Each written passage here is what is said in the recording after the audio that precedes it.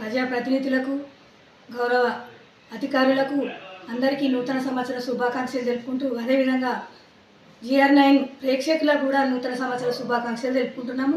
మరి రాబోయే సంవత్సరానికి అందరూ ఆయుర ఆరోగ్యాలతోటి సుఖ సంతోషాలతో ఉండాలని కోరుకుంటూ మన అందరము బాగుండాలని భగవంతుని ప్రార్థిస్తున్నాం.